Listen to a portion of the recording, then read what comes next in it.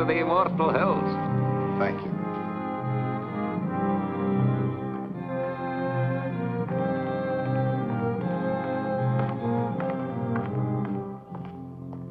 So, by way of making you feel right at home, Bobby, Mr. Chairman. Come along, sir. After you. This is your place now, you know. Of course, it isn't as if you was any stranger here, Bob. Yes, but somehow this place all looks different to me. Like I never saw it before. Well, maybe I never had to. It's cold as an icebox in here. Oh, that thing hasn't worked in years. Cement holds the wet, you know, makes the air a wee bit Christmassy. Won't bother you none once you get down to work. I'm not sworn in yet. Oh, that's only for show, sir. Now, let me see if I got the list of committee men right. First, Chairman Robert Kraft, yourself. Mr. Honiger, Treasurer, your Uncle George, Secretary, and of course Mr. Trowbridge and Mr. Bates, making 5 in all, right? Right. If you can find me at any time, my dwelling straight across the boulevard, opposite the gate. Makes it nice, living so close to my work. Now, would you like to see the sights, sir? Give the roof a chance to catch the heat. Mm-hmm. If you care to make a tour, it's a bit warmer outside. That's quite a map. Oh, yes, sir. That's a map of the entire cemetery, down to the weeest speck of dust. Here we are, and here's my shed with the roast stone, and there's the gate you come in. Certainly kept it up to date. There's a new mausoleum on there already. Aye. Oh, yes, sir. This map's going to be a big help to you, Bobby. Suppose you got a customer and you want to know what ground we can show him. This is where the map comes in. One look and quick as a wink, you know who's where and what's what. It's them pins that makes it so easy. The black ones stand for the ones that is already there, and the white ones for them as has made their arrangements for the future. Now, for example, here's my place. Lovely, isn't she, Bob? There. Sun in the morning, but gets those trees to give shade in the afternoon heat. McKee, you've been on this job now 40 years, right? Aye. Well, I guess the committee's right. It's high time we retired you. Nothing to worry about. Full pension. You draw the same check every month. I'm to be paid for nothing from now on. No, you're to be paid for 40 years of devotion. And that's something. Anyone in mind to replace you? Oh, I hadn't given it much thought, sir, but, there must be plenty of young and hard-muscled toffs would give the right teeth for my shoes. It's a lovely place to work. You're outside, near Mother Air. Well, let me know if you find somebody. Oh, I will. Yes, sir, that's quite a map.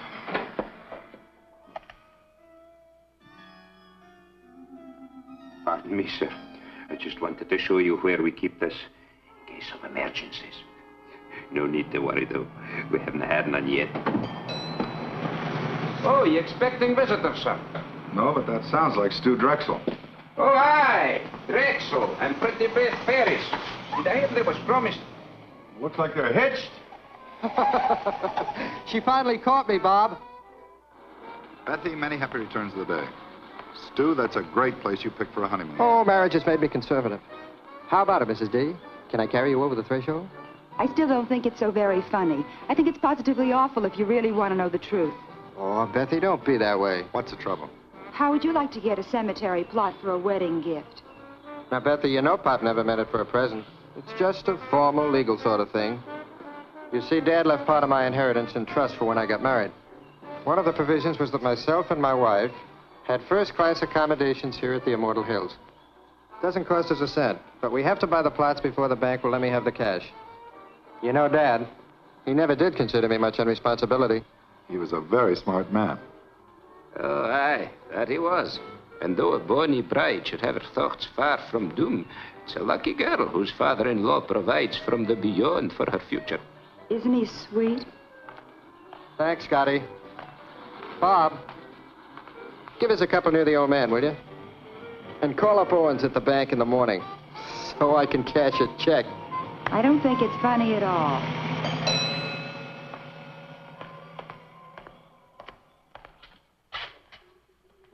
From the last administration, sir. Folks get a wee bit rocky when they come out here sometimes. Best to be prepared. Down the hatch.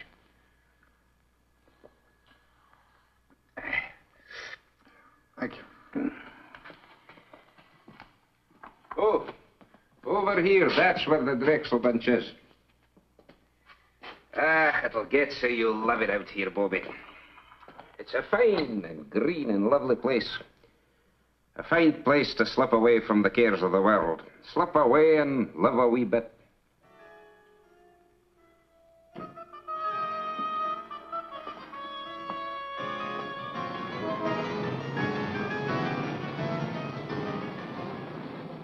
As retiring chairman of the Immortal Hills Cemetery Management Committee, George, I haven't got... it is now my very great pleasure to announce the appointment of Robert Kraft, president of Kraft's department. Now, George, don't shush me. You railroaded me into this. Now, wait a minute, Bob. It's your turn. Last year was his turn. The year before it was mine. Nobody refuses to take the chairmanship. Partners, Henry. President of Kraft's department store. Why? Nobody ever has. It's just not done, son. Well, can you give me one good reason why I should take over the management of a whole big cemetery when I'm up to my neck in my own business? As retiring... Of course I can. Tradition. Particularly for us Krafts. You always harp on dignity, honor, prestige. Well, how do you think we got it? Because your great-grandfather, your grandfather, and your father served on every community project, board, and committee that was ever created. They served for free, but they did it for business. That's what a fine family has to do in this town. And you can't refuse to do it without losing a lot of respect from our customers. And another thing, it's just not done. Well, pass me over till next year. I'm up to my ears. Bob, do you realize you're talking about only a few hours a month at the most? McKee, the caretaker, handles everything. All you do is show up once a week and sign the checks. It's getting late, George. Proceed, Henry. Raise your right hand. Well, what about Bill Honiger? Raise your right hand. Do you, Robert Kraft, swear to discharge the duties and responsibilities of this office faithfully and completely to the utmost of your abilities? I do. Congratulations, Bob. Thanks, Mrs. Trowbridge. Thank you, Uncle George. Okay, Miss Lane, you can put through his calls now. Thank you, Mr. Watson. I'll ring him for you now. Hello. There's a guy named Watson on the phone. Says it's urgent. You know him? Of Olds and Watson? Olds and Watson, you know. Oh, the Undertaker's swell. Hello. Well, thank you very much, Mr. Watson. I'll do the best job I can. Yes, sir. Oh, you're kidding. Well, sir, don't worry about it. I'll take care of it myself. I'll be there within an hour. Yes, sir. Thank you. Well, what about this ad? I have to wait. I'm sorry. Well, now, call McKee. You don't have to go up there every time. This is different. Somebody prominent? Stu Drexel and his wife. Stu and Betsy. No.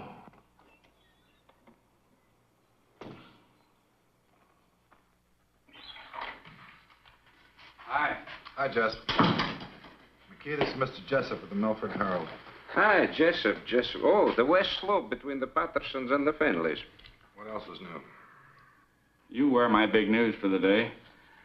Asked about plans for the coming year, Kraft revealed the Immortal Hills will install a drive-in bar to stimulate additional trade. I'm stuck with the obituary detail. Boy, it's cold in here. McKee, let's get that heat on that letter tomorrow. We better get ready for the interment. Aye, that'll be done, sir. And you better change the Drexel pins. Black instead of white. Oh, they already got black pins, sir. Oh, who changed them? Well, now, the last I remember was the very day they come out here to give you the order, and you stuck in 2 pins. Yeah, I guess that's right. I must have picked up the wrong color. Well, nothing. It's just a little weird, that's all. What? Well, the kids came out here right after they tied the knot. They bought a couple of plots. Stu was complying with some technicality in his trust. And it was all very cute. We had a couple of laughs. And afterwards, I jabbed 2 pins in the map, white pins, I thought, just to make it official. And I hear today they've been killed. And the maps had them on the blacklist all the time. Okay, so what? Well, nothing. It just made me feel a little eerie, that's all. I think he means he marked the young couple for death, sir. Yeah, I guess that was it. That must have been the feeling I had. Well, it's funny what'll go through a guy's mind, isn't it? Do me a favor, McKee. If he starts fooling around with those pins again, be sure he stays away from the west slope, between the Pattersons and the Findleys. Indeed, I will, sir. Hi, Annie. What are you doing out here? I had a luncheon date, but I was stood up. I know a nice little place down the street. I just might take you up on that. I won't hold my breath. George told me about Beth and Stuart, and I just had to see you. Made me think how lucky we are just to be alive and together. Oh, Ann, this is Mr. McKee. This is Miss Craig, my fiancée, Andy. How do you do? Miss, would you be wanting me for anything else, Bobby? No, thanks, Andy. Bob. What's wrong? Oh, nothing. I'm just a little depressed, that's all, but you'll take care of that. Ann, I kept wishing we could keep our appointment. Oh, rendezvous, if you don't mind. Your gray flannel is showing. Actually, do you know what made me turn around and come here instead of going home? Well, I was driving along, feeling rejected. And then all of a sudden I saw you very clearly in my mind. Bob, it's just that you're too attractive. After all, president of a department store and in charge of the Immortal Hills. Irresistible. I saw you and I heard you. Lunchtime, Annie. That's what you said distinctly. Lunchtime, Annie. Well, I can do better than that, I hope. Oh, you did. You said, I want you. And I need you, and a whole lot of lovely things I'd be embarrassed to repeat. Yeah. You know, just about the time you were seeing me, I had you on my mind. That's amazing. No, I mean it. And I don't blame you for not wanting to repeat what I was thinking. We better go to lunch or get married. Or I can just as easily join Jess at that little spot down the road he spoke of. We regret the management does not permit exchanges once the merchandise has been purchased.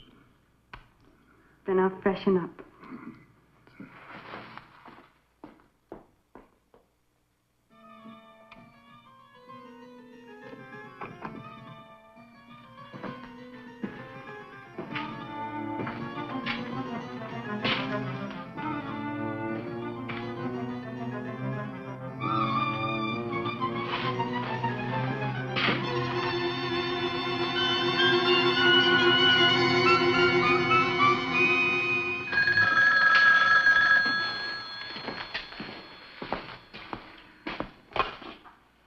Immortal Hills, Kraft.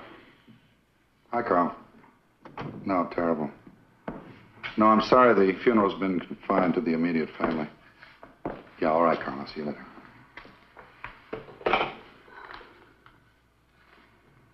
No, no.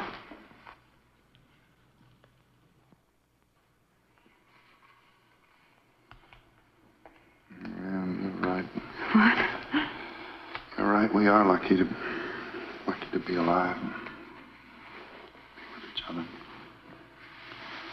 Come on.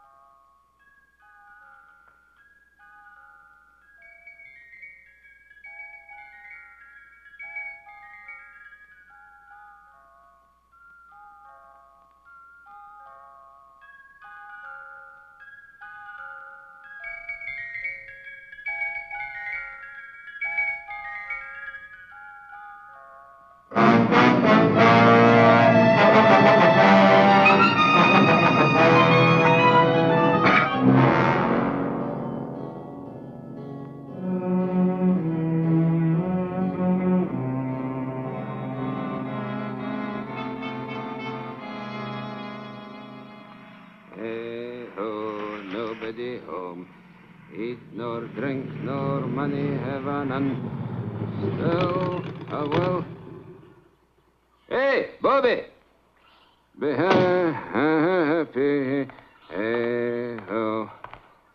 Ah, I picked the Strexel stone for glass.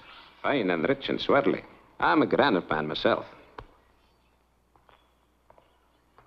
Bobby! Bobby, I've got a surprise. Found your replacement. Oh, well, no, not yet. But I'm scouting the countryside. This is far sweeter.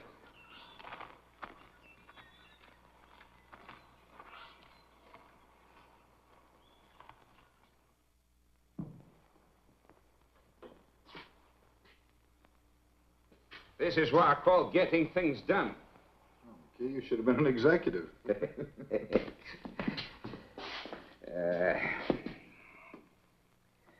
Hey, best take off your coat, Bobby. You'll be getting overheated.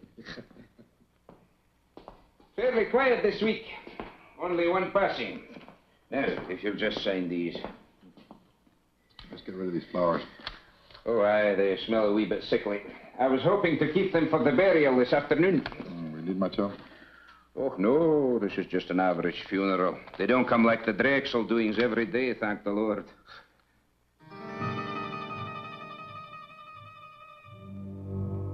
McKee, this bill for W. Isham. What's it for? Well, he's the lad for this afternoon, Bobby.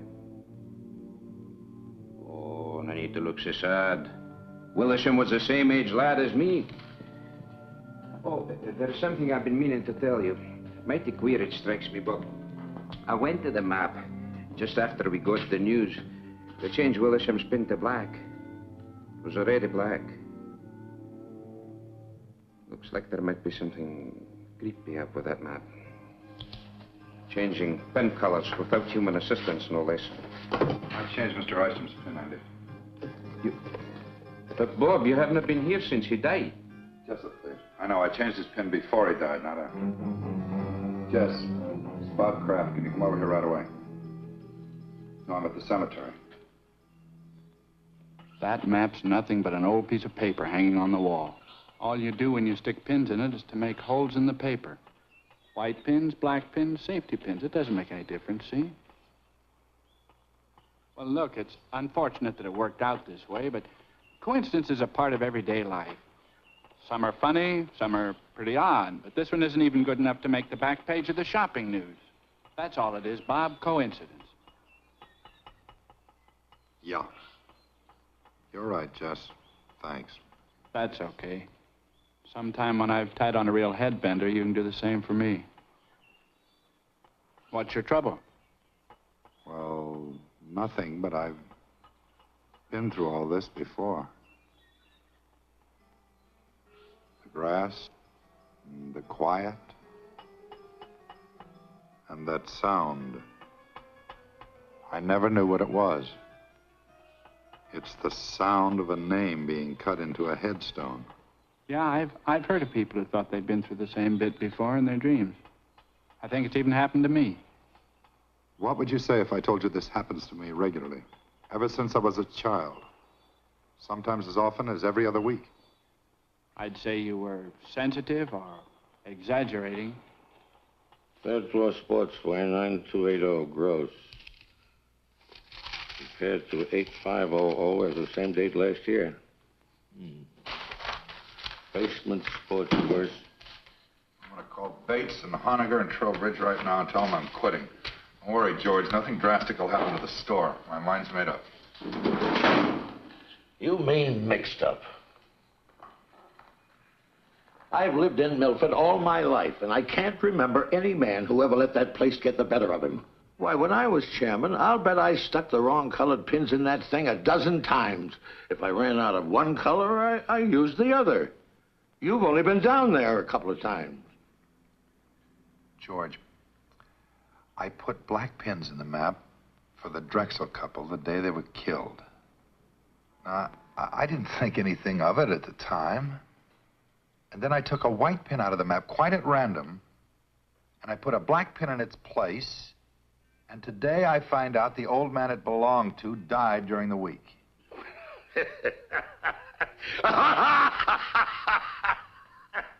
Bob, that's terrible. For heaven's sake, Bob, everybody loves a ghost story. Where's your sense of humor? You don't really believe that stuff you're telling me, do you? No. But I still think I may be learning something about myself.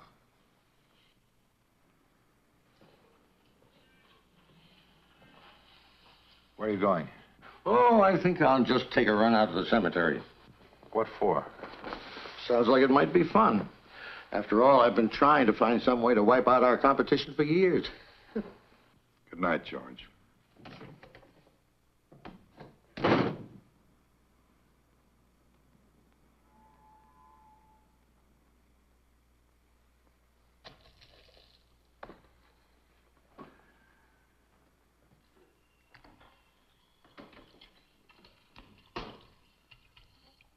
Want to take my car? All right.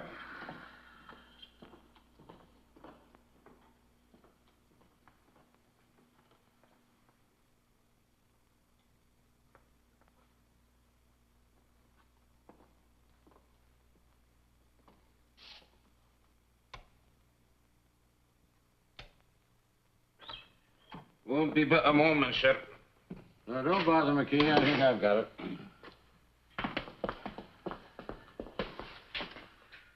Oh, that'll be all, McKee. Is everything all right, Bobby? We'll see you later, Andy. Well, the place hasn't changed a bit since I was chairman. A few more pins in the map. Black ones. White ones, too. Sit down and relax, Bob. I think I can get this whole thing cleared up for you. What are you going to do? I'm going to convince you that there's nothing out here for you to worry about. George, let's forget this. Bob, I said I'm just going to convince you. Well, George, suppose you took Henry Trowbridge's white pin out and put a black one in its place, and tomorrow morning he turned up dead. It's not a chance. Well, I know not a chance, but suppose by some weird coincidence it happened. Now, it's happened to me 3 times already. I deal strictly in facts, son. I don't go for this coincidence bunk. But if Henry Trowbridge even looks a little peaked tomorrow, you can resign and I'll back you up. Now, Henry Trowbridge, let me see if I remember. George, I just mentioned Henry as an example. Now, you're not going to use him. Well, Henry's as good a choice as anybody, considering he directly preceded you as committee chairman. Wait a minute, George. You better let me put the pin in. If you do the honors and nothing happens, it won't be quite as conclusive. By all means, let's not diverge from the established pattern. But I'll have you know, I was no slouch when it came to pinning the tail on the donkey when I was a kid. No reflection on Henry. Go ahead, Bob.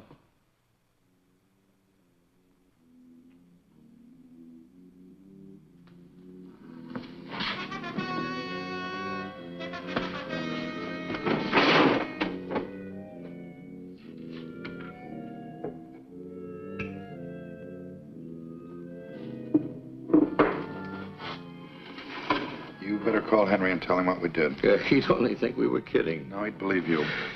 Then he'd call my physician, and he'd reserve a nice quiet room for me at Providence Hospital. Let's keep this quiet, my boy.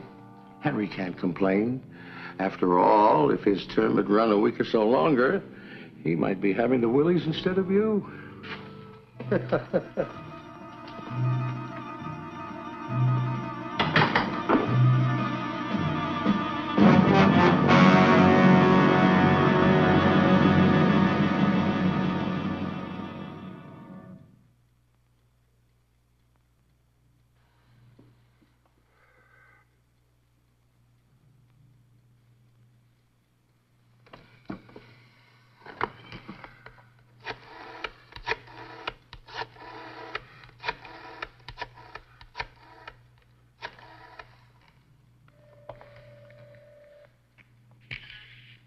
Hello, Miss Trowbridge. This is Bob Kraft. What are you doing up so late?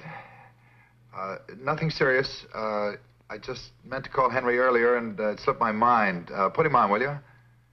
Or if he's watching the movie and enjoying it, ask him to call me back during the commercial. No, Bob, just hold on and I'll get him. He's upstairs reading in bed, but I'm sure he's not asleep. disturb him. You just hold the wire, Bob.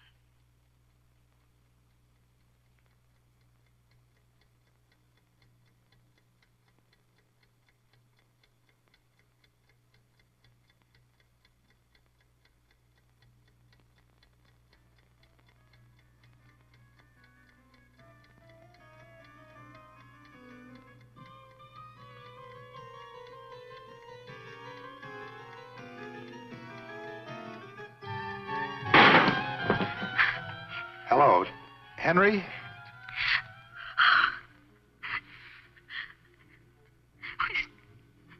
He's not breathing, Bob.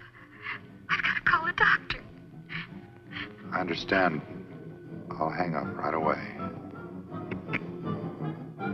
I'm terribly sorry.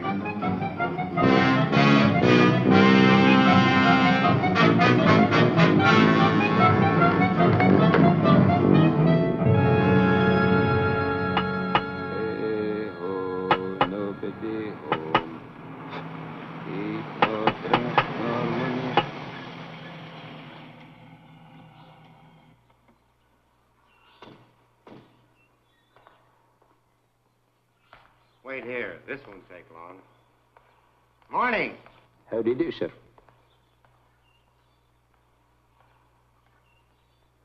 Well, I don't understand it. Jess said he'd be here in 20 minutes. Lieutenant Claiborne? So that's it, huh? Sure big enough. There are the black pins, eh? We're particularly concerned with these four. Isham, and the Drexel couple, and now Trowbridge. Let me get this straight, Mr. Kraft. You say that every time you stick a black pin in the map, people turn up dead? That's right. Well, go ahead, Lieutenant. You think I'm a crackpot, and I hope you're right. I just want to prove it beyond a reasonable doubt.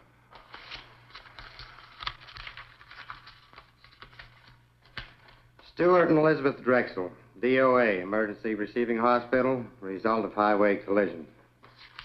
William Isham, cause of death, cerebral hemorrhage. Henry Trowbridge, coronary thrombosis. Well, the rule is this. Where no evidence of homicide exists on initial investigation, the matter will be dropped. Investigated and found nothing. Sorry. Jessup? What's new, or should I say real? Nothing like murder, if that's what you're after. I'm sorry Bob saw fit to disturb you, Lieutenant. No harm done. What do you make of it, Jess? I keep telling him it's just coincidence. Yeah.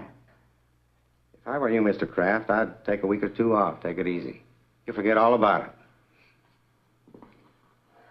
If you're going to use the story, kindly refrain from mentioning my name. I know. Lieutenant Claiborne, with an E on the end.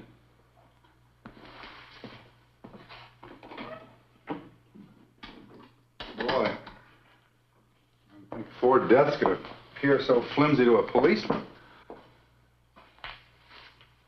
You never should have called the police. Claiborne's one of the best. Any other guy might have looked for a big, heavy book to throw at you. Yeah, maybe you're right. On the other hand, maybe that thing's dangerous. Really dangerous. Or maybe the element of danger is in a man. In me. Bob. Is there something different about me, Jess? I'm really beginning to wonder. Hey, buddy. If there is anything to this map bit, don't go blaming it on nameless forces. Maybe somebody's trying to scare you. Could be you got an enemy or two.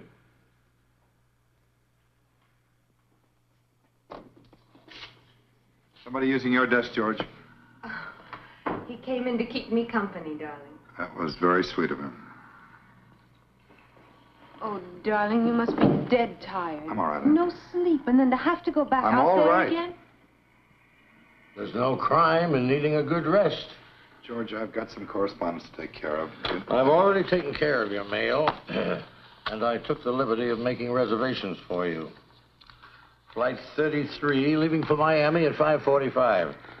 My pal Sanford owns one of the finest hotels on the beach. George, thanks anyway. There's nothing I'd rather do, but I can't possibly go now. Bob, I gave you my word. If anything happened to Henry, you could resign. I talked to Charlie and Bill Honiger, and they understand completely. It's all fixed, son. The situation's changed. Until this thing's cleared up, I'm not about to resign. Oh. Now, will you tell the others? Ask them to meet me here in my office, 7:30 tonight. Awfully short notice. The committee can't just ignore what's happened. I guess you're right. Darling. And I'm sorry, I didn't mean to snap at you.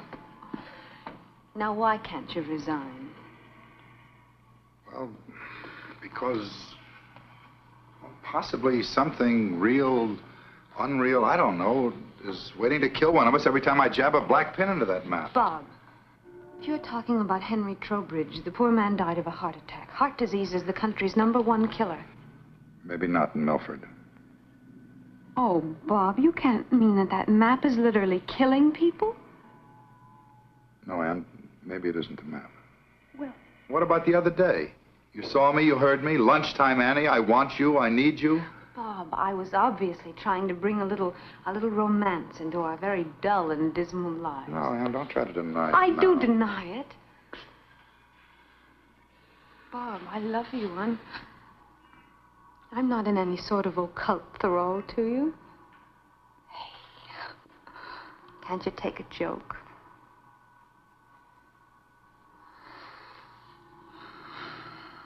All right, then I was lying too.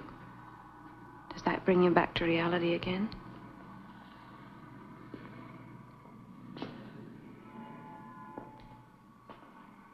Bob, I think we better take advantage of those plane tickets. George's Mr. Sanford's could be best man. The offer's awfully attractive. I love you so much. And if you're going to cry, do it someplace else.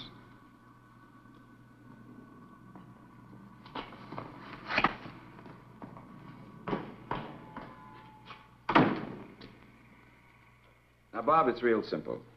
We're willing to play ball with you. If you want to remain chairman of this committee, we wouldn't think of trying to dissuade you, because we have confidence in you. Full confidence. All the confidence in the world, Bob. Now, all we want before we break this up is a promise from you, Mr. Chairman, that before you turn in tonight, you'll go out to the cemetery. Now, let me finish. You'll go out there and change my white pen to black. And Charlie's and George's. Just as simple as that. And then go home and go right to bed. No, sir.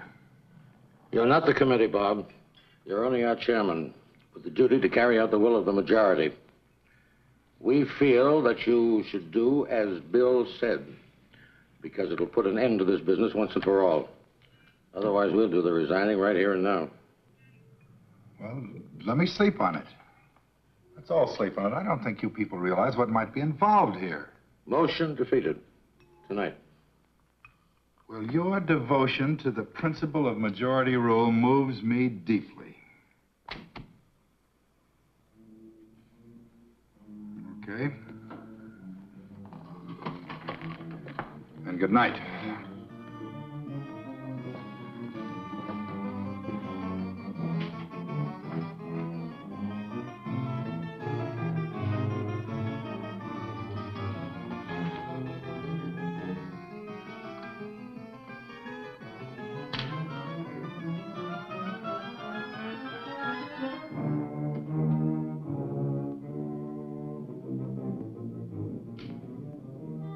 Charlie?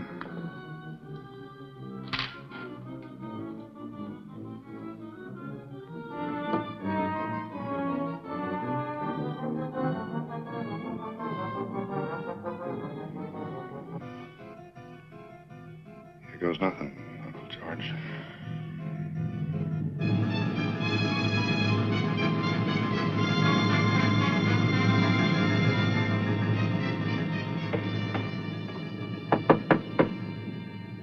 Who is it? It's me, Bobby. Open up.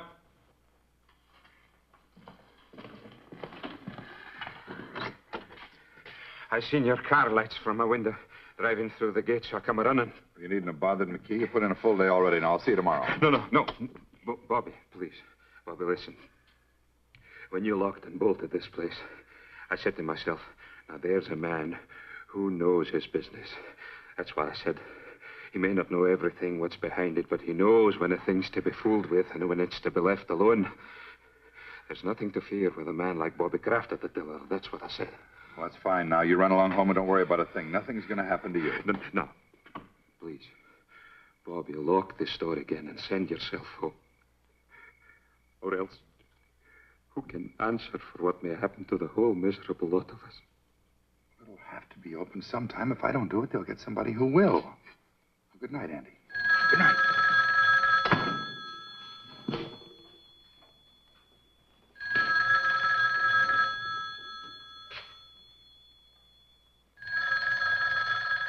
Andy, go home.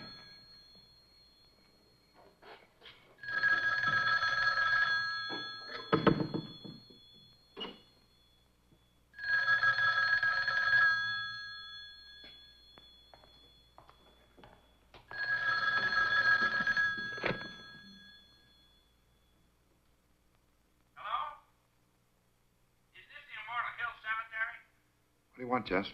Bob? Why didn't you answer me? I've been looking all over town for you. I'm calling from your place now. What are you doing at the cottage again? Haven't you had enough for one day? Jess, I think I've done something terribly wrong. Hello, Pete. What are you talking about? Well, we had a meeting of the cemetery committee after closing tonight. Bill Honegger, Charlie Bates, and George, everybody.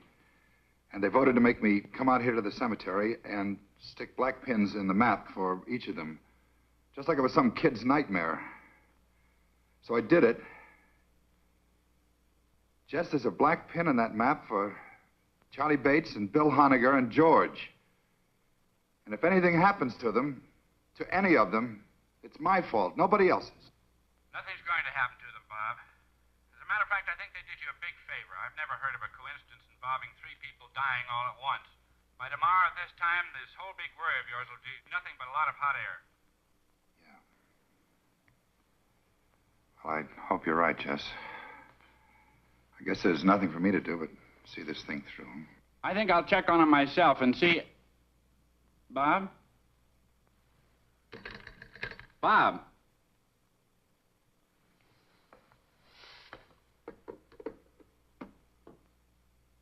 Honegger, Bates, and George.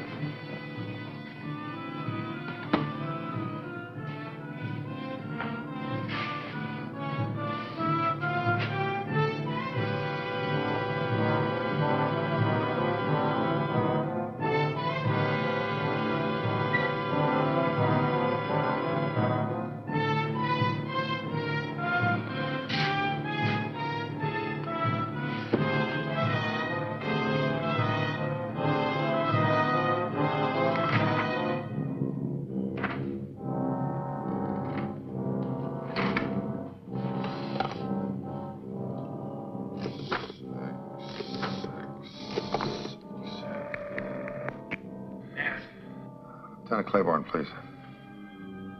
Homicide. This is Homicide, Sergeant Greer.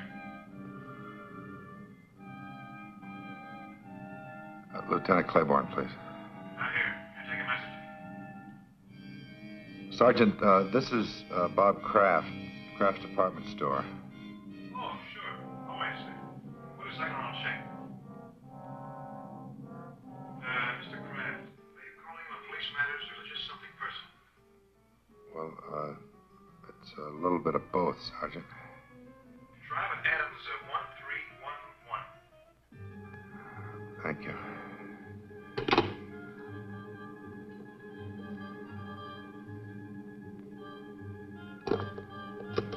Adams 13.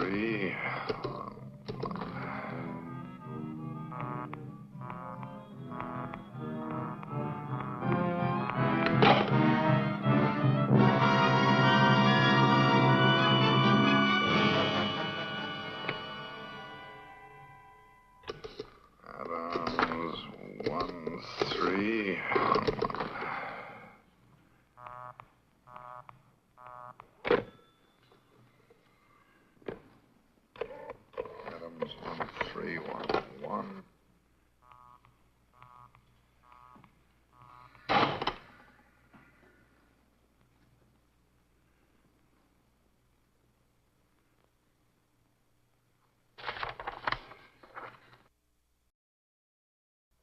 Bill Honiger, Adams 1311.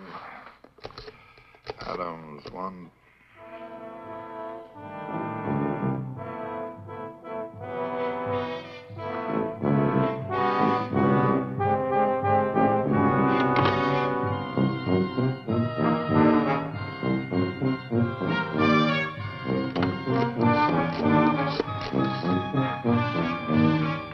Give me homicide.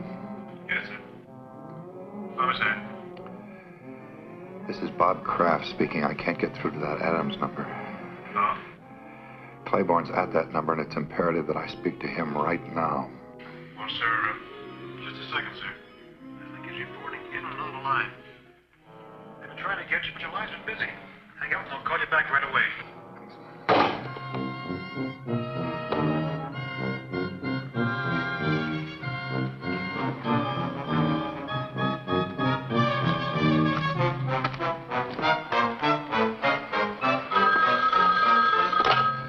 Something happened to Bill Honiger. Hello. Yes, Bob. Jess, I'm expecting a call from Claiborne. Hang up. Call me back in 10 minutes. Claiborne's with me. Let me talk to him. He's not here now. What's wrong, Jess? Bill Honiger's dead. As soon as I found out, I routed Claiborne out of the sack and filled him in on the whole wild story. We were over at Honiger's in 10 minutes with 2 squad cars detailed to cover Charlie Bates and your uncle. How did Honiger get it? Well, he didn't. That's the trouble. What? Poor guy just dropped dead. Nothing out of the ordinary. Bates? Charlie Bates? They found him in his apartment. Say it. No homicide. He just stopped breathing. George? George, yeah. I called and told him about Honiger before I left for Claiborne's. By the time the police got there, George had already left. Well, they'll find him, Bob. Don't worry. I'll be waiting for word about George. Let me know.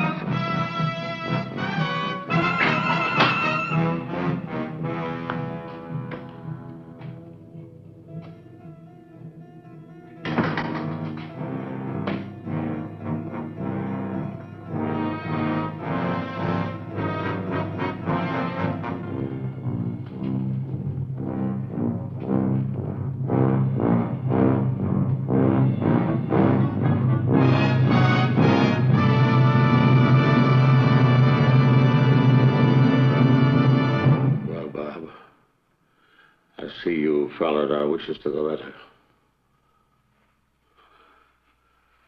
Come on. I'll drive you home before you catch pneumonia. You three men made a terrible contribution to this town tonight, whether you meant to or not. I'm not going anywhere, Uncle George. I'm staying right here. Well, I'll admit that what was Charlie and Bill going so suddenly? Charlie and Bill and Henry and Isham and Beth and Stu. Stop looking at the map. You're looking at it. I'm looking at you. We're both waiting, aren't we, Uncle George? Waiting to see if you escape. Escape dying? Nobody escapes that, my boy. The only question is how long. The only question is, does a man die in his own time or in the maps? So far, everyone's been forced to conform to its schedule. Everyone but you.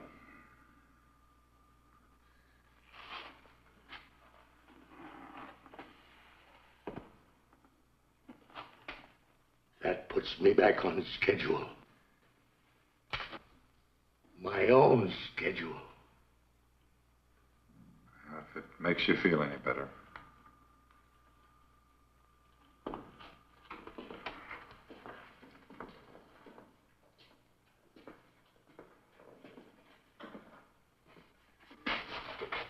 Let me tell you something. From now on, if you want to see me, you're going to have to come down to the store. I won't make another special trip on your account. The next time I see you, George, we'll both be right here.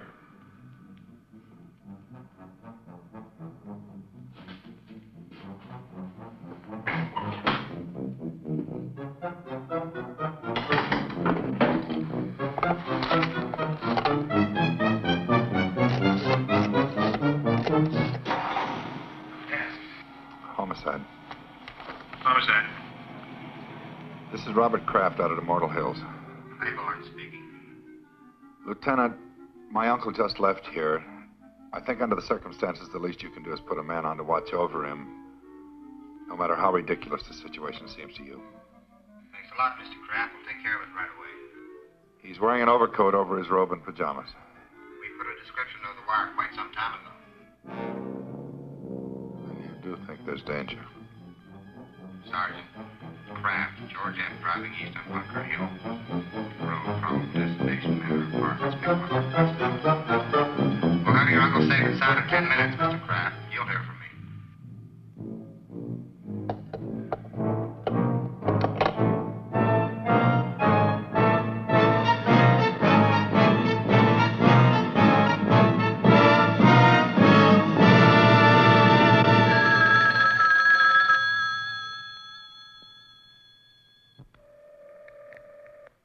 Are you sure your uncle was out there tonight? You didn't just think you saw him?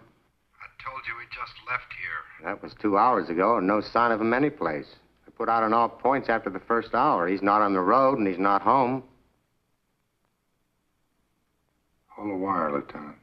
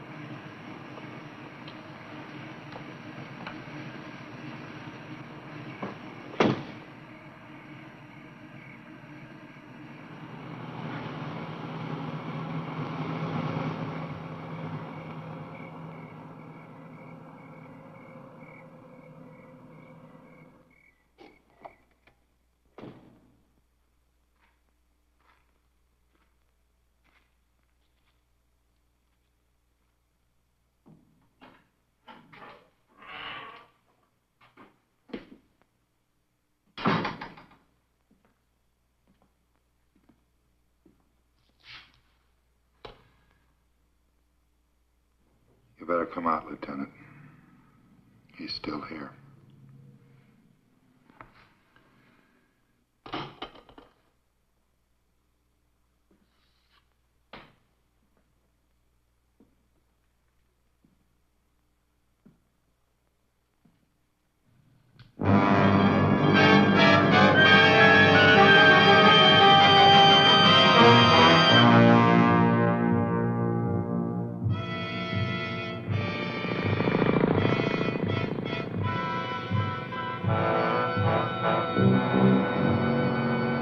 Where have you been all the day?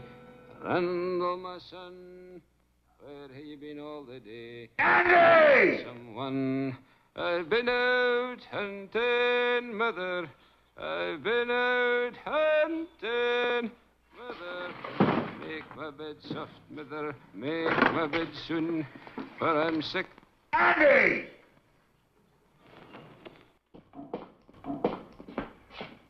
McKee, I'm going to burn that stuff in the greenhouse if this heater doesn't work by tonight.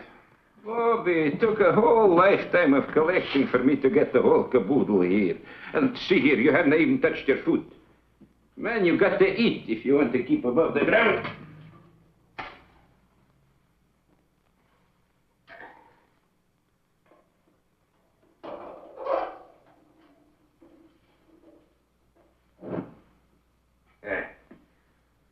Lights for me, Bobby. Of course, I can't answer for what happens after sundown.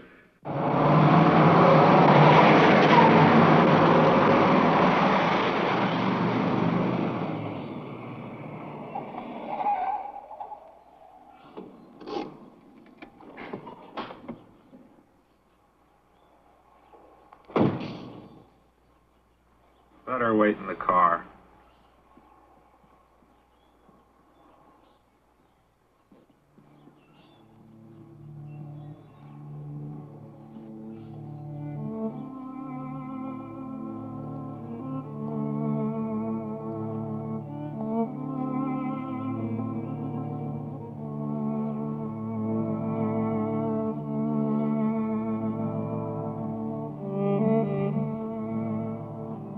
Irresistible.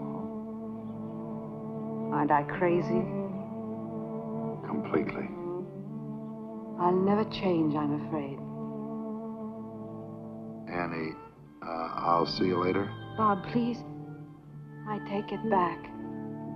What? That day in the car, I did see you and I did hear you. I really did. I should never have denied it. It's all right, Annie. I'll see you later.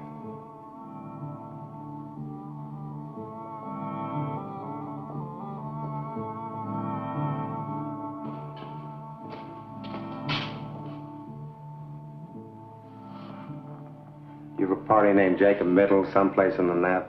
M-I-T-T-E-L. William Porter? Sure. You know him? Yeah. We contact the French designers through Middle. Matter of fact, he's in Paris now. Better strike him out. Jenny? Go ahead.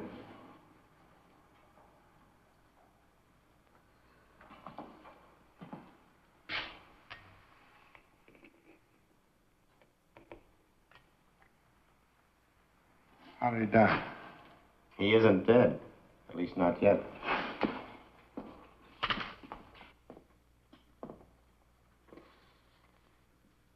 I know what you're thinking, Mr. Kraft. You're thinking that we tricked you into killing Jacob Mittel. Well, you're 100% right, so try to relax, huh? This one's on the police. You see, Jacob Mittel's in the prime of life. No previous major illnesses, no record, life expectancy, exceptionally good. And he's in Paris with all that ocean water to protect him from this mess. Up until now, all the deaths have been confined to the local area. If it strikes somebody on another continent, then we've really found something. I knew I should have gotten rid of those pins 4 days ago. Even the map, the whole thing, out. What I want to know is, what are you going to tell the district attorney is responsible for these deaths? We gave this case a real full-dress investigation, Mr. Kraft. Questioned you and all the other suspects and witnesses until the point of comedy. Found nothing. No motive, no opportunity, no suspect, no crime, no weapon. Except 7 pins went in. And the 7 people died. Not 1, 7. Who put in those pins? You did. All 7. Other chairmen and so on have been putting pins in that map for years, and nothing happened. But with me, it isn't impossible for a certain kind of man to be endowed with powers that nobody had ever dreamed he could have. A lot of scientists claim that. Maps and pins can't kill alone. The power of a human brain has to be behind them. Like in the Indies, I guess, those voodoo dolls you hear about. Witch doctor sticks pins in the thing until the guy in question is jinxed into dying. Of course, I know he didn't mean to kill anybody.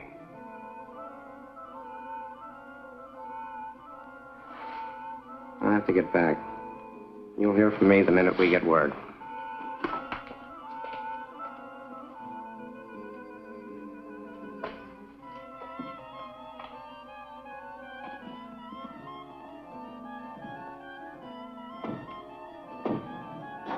I think I'd best be running along, too. Bob. I think so.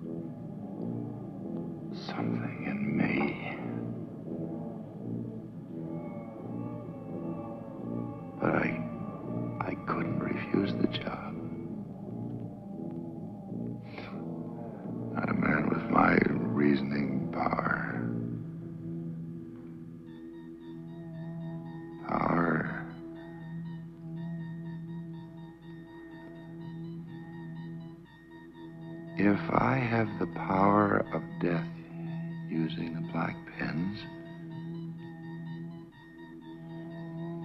then I must have the power of life using the white ones.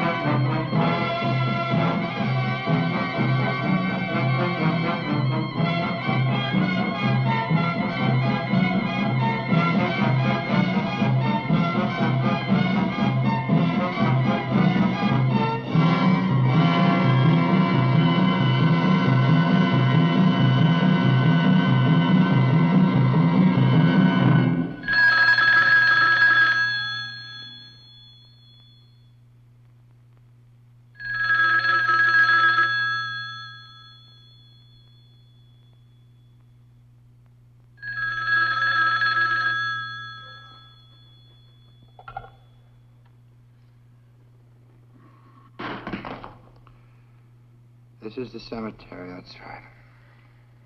This is Rosamund Middle. Rosamund, I don't... Yes. Can't you hear me? This is Rosamund Middle. Jay's wife. Rosamund, yes. Just received a cable, Bob. Can't you hear me? He just received a cable from Paris, France. That's right. I'll read it again. Regret. Jacob W. Middle died in Hotel Royale. Body awaits disposition.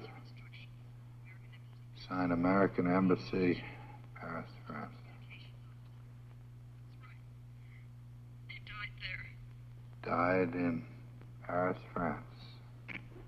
Died. Jacob W. Middle. Impossible.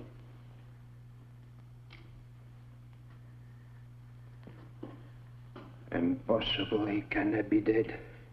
What? What? You still think that thing's the killer?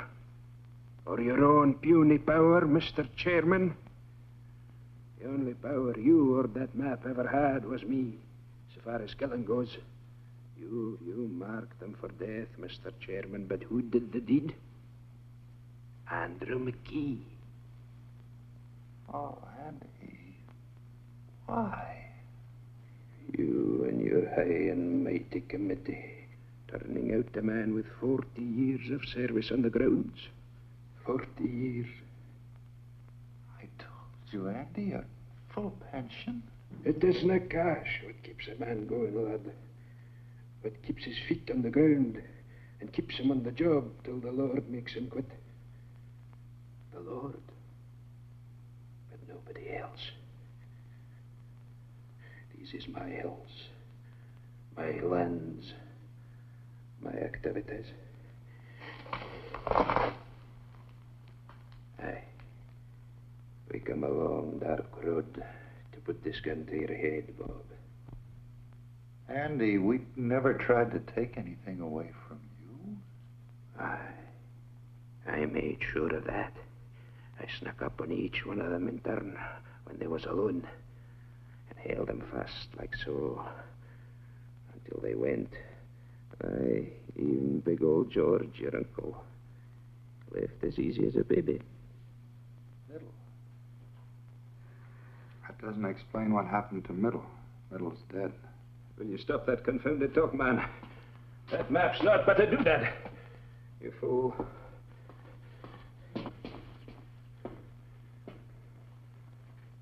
There is nothing to fear here.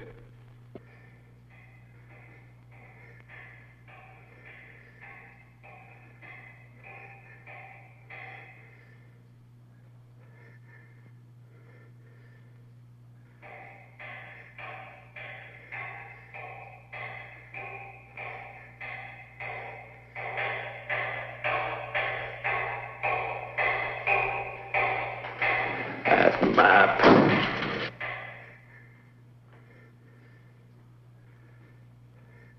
Andy, talk about something else, quick. It's important. We're finished with talking. Finished you are with maps and pins black and white. Talk about something else, I said. It's important right now. Talk about anything else. Now.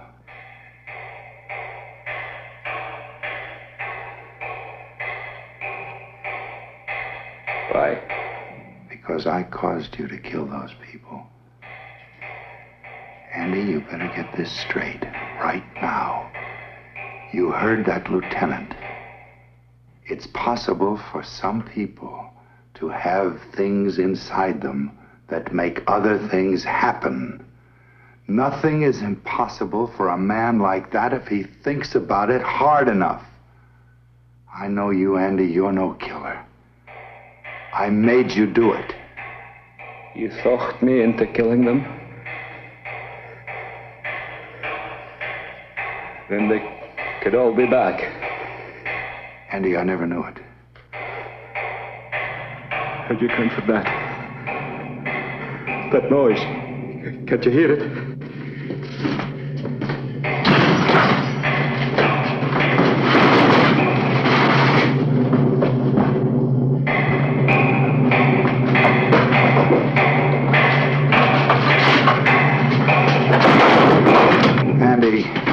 Andy, stop. There's nobody.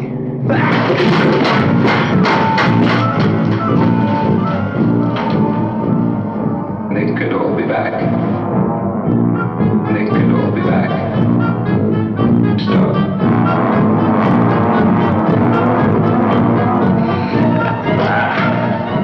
Don't let them take me, sir.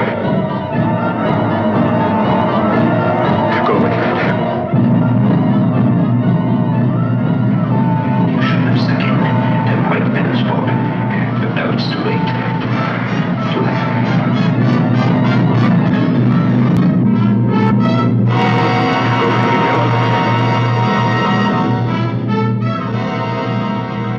Little five. You get me on the five. Not the Andrex. Go away. Go away and leave me alone. Go away. Go. Save me, Bobby.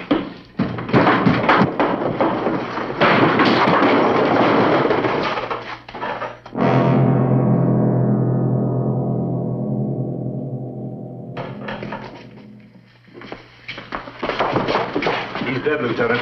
All right, forget the normal procedure. Get him out of here.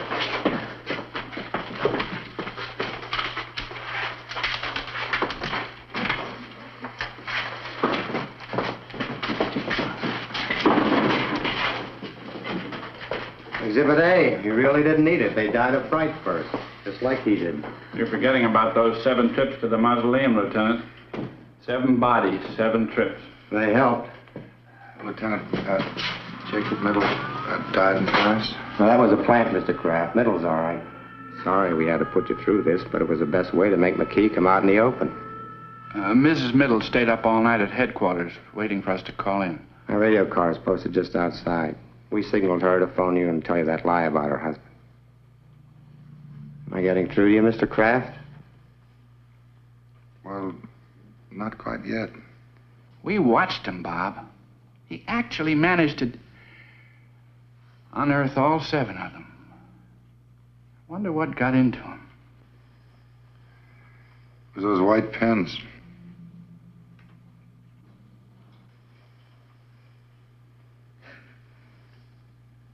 It was.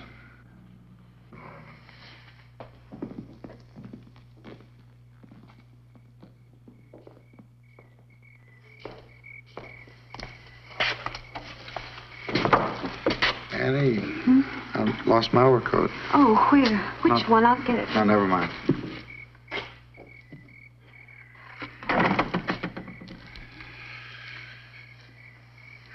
I think I can find it myself.